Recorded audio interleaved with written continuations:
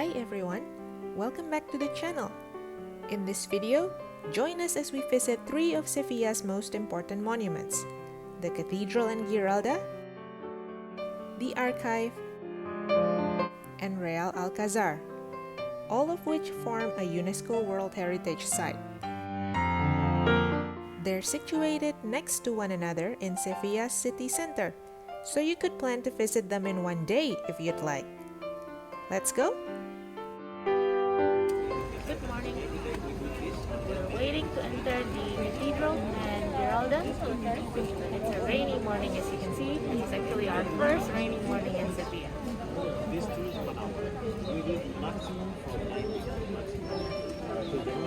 We chose to go up the Giralda first thing in the morning, before it got too crowded. If you've seen our previous video, you'd know that this used to be a minaret for the Great Mosque of Seville. When the mosque was destroyed to make way for a new cathedral, the minaret was reused as a bell tower. The way up is a series of 35 ramps winding around the core, with the occasional windows providing light and an idea of how high we've climbed. So apparently this is a ramp, not a staircase, because when this used to be a mosque, the person announcing the call to prayer would go up there on a donkey, on a mule or a horse, something like that.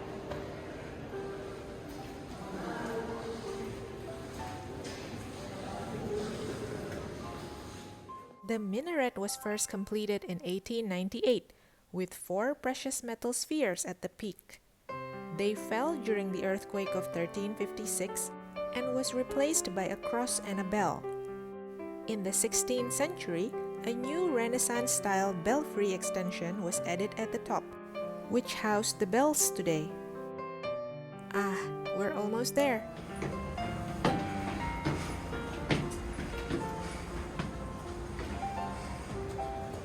Speaking of the bells, we just got up here when one of them rang, signaling 11 o'clock, and startling the bejesus out of us and other tourists.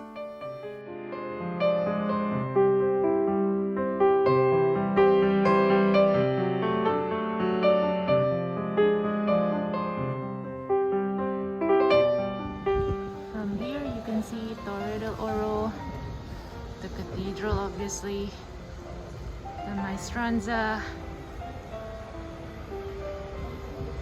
What's that tall one over there? Torre de Sevilla. Sevilla in the misty rain is still very pretty, no?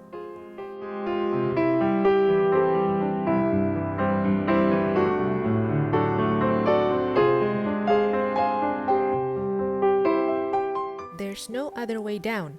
We had to go down the same ramps. We stopped by a few windows to admire the view.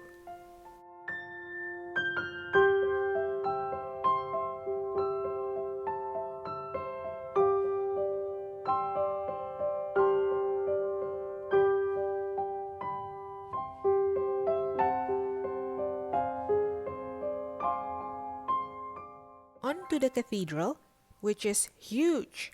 It has a rectangular floor plan, 117 meters in length, 76 meters in width, and 40 meters in height. An entire football field could fit in here. Construction took 73 years and was completed in 1506.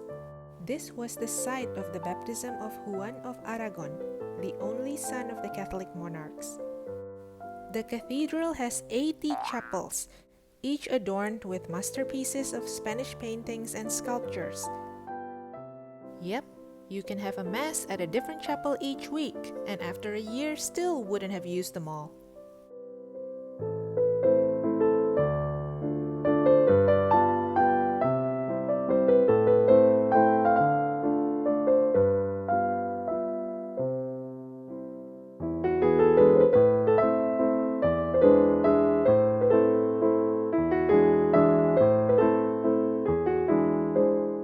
For a cathedral this big, of course you need a magnificent altarpiece. So here's a massive retablo of 30 meters high and 20 meters wide, gilded with the finest gold brought from the New World, featuring carved scenes from the life of Christ. Altogether, this intricate work of art has 44 reliefs and over 200 figures of saints, the lifetime work of a single craftsman, Peter Dankart from Belgium. On the other side of the main chapel is the choir, which boasts ornately carved Gothic stalls.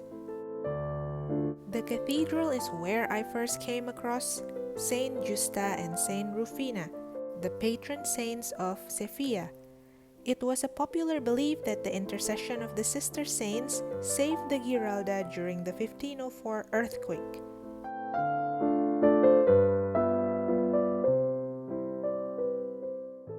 Beside the majestic Gothic interior, you can visit other rooms in the cathedral.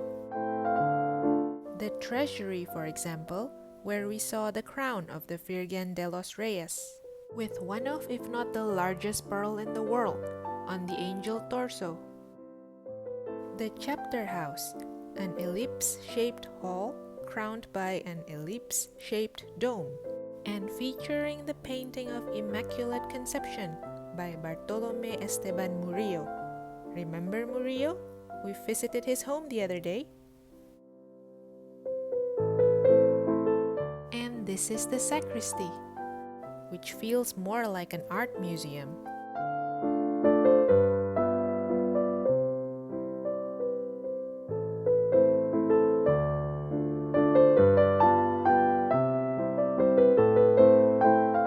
And here are the sister saints again. They were martyred for refusing to worship the goddess Venus. They were thrown to the lions, but the lions licked their feet instead, so they were beheaded. An unmissable highlight of the cathedral is the tomb of Christopher Columbus in the south transept. His sarcophagus is held aloft by 4 figures representing the kingdoms of Spain, Castile, Leon, Aragon, and Navarra. Columbus' remains traveled quite a bit after his death. He died in northern Spain in 1506 and was moved to a monastery near Sevilla 3 years later. In 1537, a new cathedral in Santo Domingo, a territory founded by Columbus, was deemed a much grander burial site, so his remains embarked on a journey to the Dominican Republic. In 1795, France took control of the Caribbean island. Not wanting the French to take possession of Columbus' remains, the Spanish had him removed to Cuba, then part of their global empire. But in 1898, the Spanish handed over Cuba to the US, so Columbus was moved back to Sevilla and put in the cathedral. The Dominican Republic, though, claims that Columbus's remains never left. In 1877, workers in the Santo Domingo Cathedral discovered a container labeled "The Illustrious and Excellent Man, Don Colon, Admiral of the Ocean Sea." Ever since, the Dominicans claim that Spain transported the wrong remains in 1795, which, if true, means that someone else entirely lies in the tomb in the cathedral. In 2006, a DNA test concluded that the remains in Sevilla are definitely Columbus's. The Dominicans are still dismissive, but forbid DNA testing of their remains out of respect for the dead. So it's entirely possible that some of Columbus is in Sevilla and some in Santo Domingo, but until the latter remains are examined, we won't know for sure. After all that, there are still more chapels to see. Didn't I mention there were 80?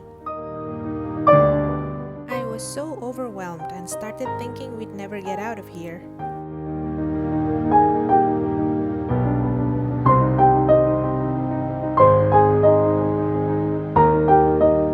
Some of the chapels contain tombs of past bishops.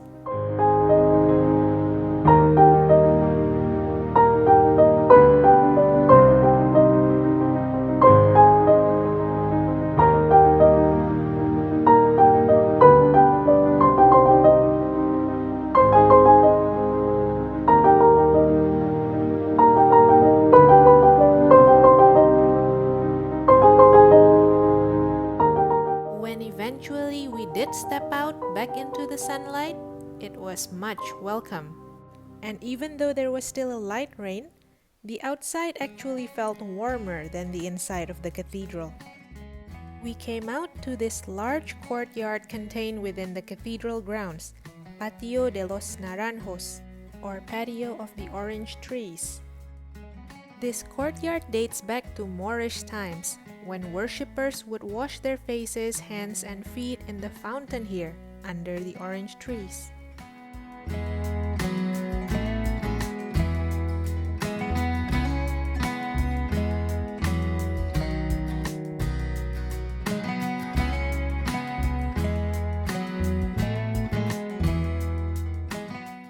We exited the cathedral through the Moorish gate Puerta del Perdón, which we passed by in our walking tour. Let's make our way to our next stop, the Archive of the Indies.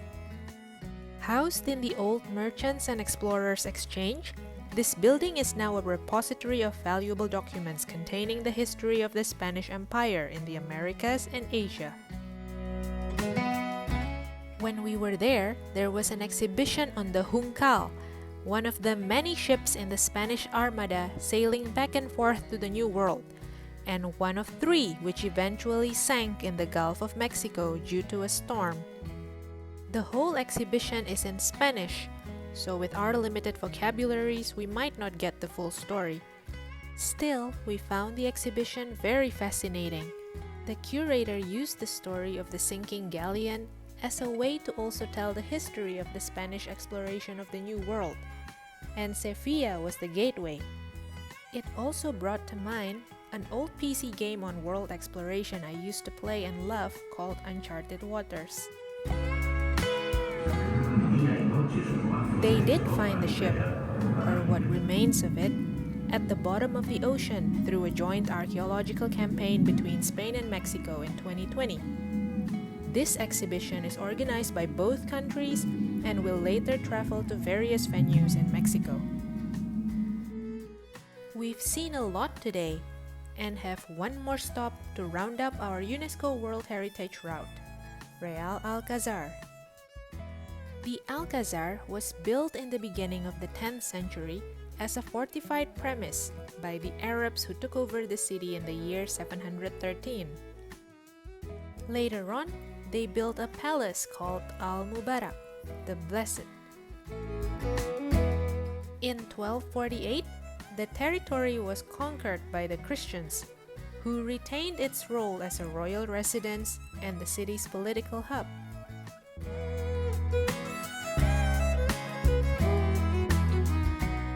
Having seen Alhambra, the architecture has a familiar resemblance.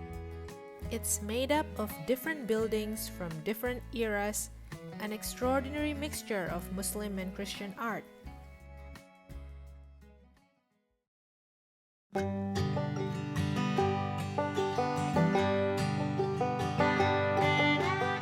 This is the Ambassador's Hall. It was the ancient throne room from the 11th century. King Pedro I remodeled it in the 14th century, but it's still the centerpiece of the royal palace. Look at that hemispherical dome.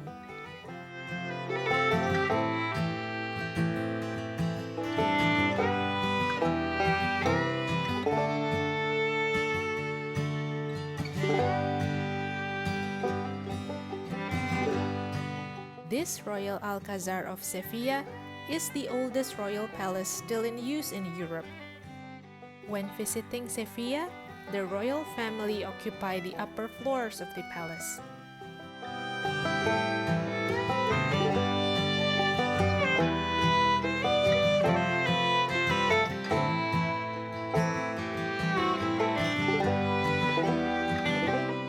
This is known as Arco de los Pafones, or the Peacock's Arch.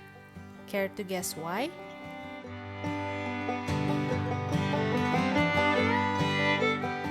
A visit to the Alcazar wouldn't be complete without visiting the gardens.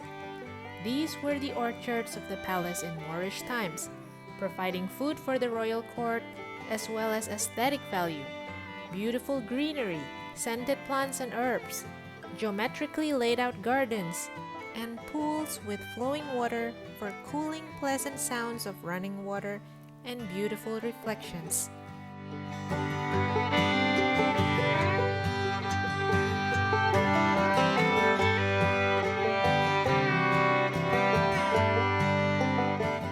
If you watch the series Game of Thrones, scenes in the fictional kingdom of Dorne were filmed here.